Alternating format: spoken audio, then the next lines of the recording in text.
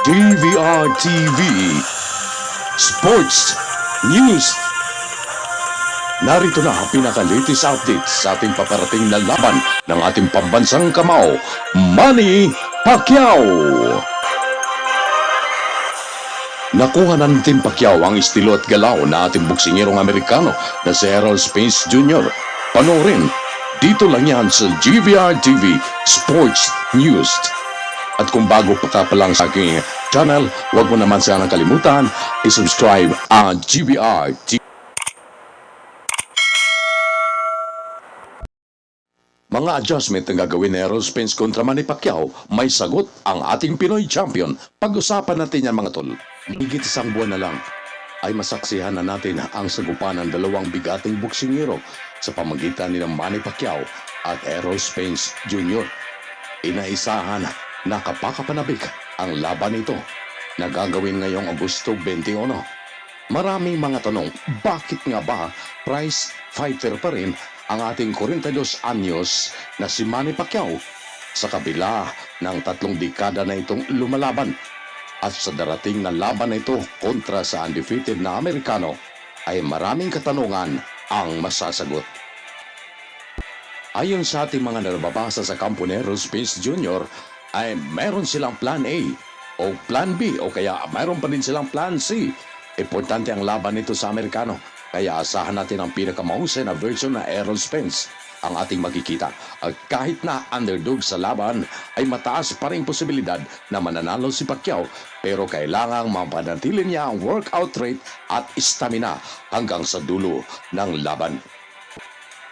Pacquiao na lumaban kay Thurman noon ang lalaban kay Spence. Sa aking palagay ay dito rin natin makikita mga tol kung makakatulong kay Pacquiao ang halos 2 taong hindi lumaban.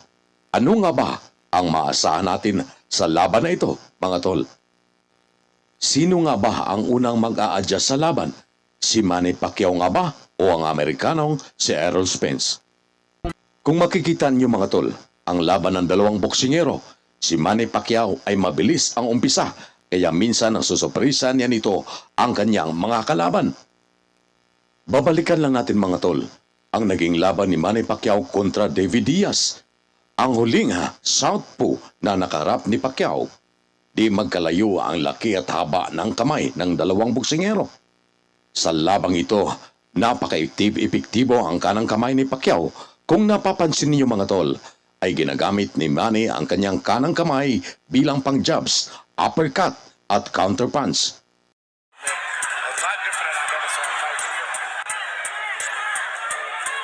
Uppercut by Pacquiao, mixing his punches brilliantly. Catches Diaz with a left hand.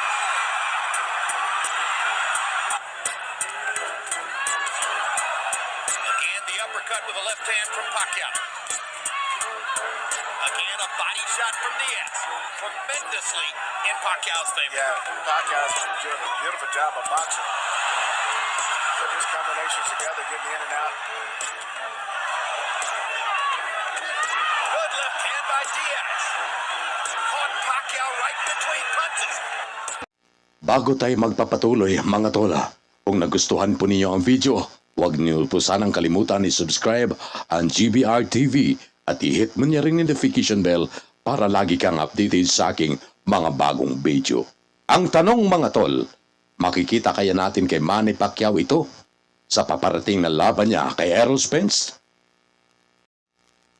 Ayon sa mga eksperto mga tol, hindi pa natin makikita yan kay Manny Pacquiao sa unang kalahating laban. Pacquiao, kapag sinubukan ni Spence na lumaban ng distansya at gagamitin naman ang kanyang jumps, footwork naman ang posibleng isasagot ni Pacquiao.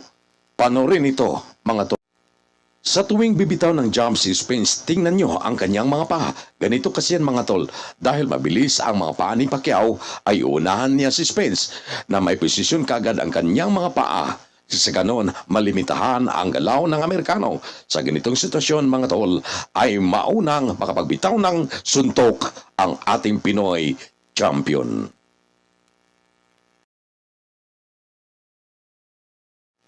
Mga tol, huwag niyo naman kalimutan i-subscribe ang GBR TV Sports News. Maraming salamat.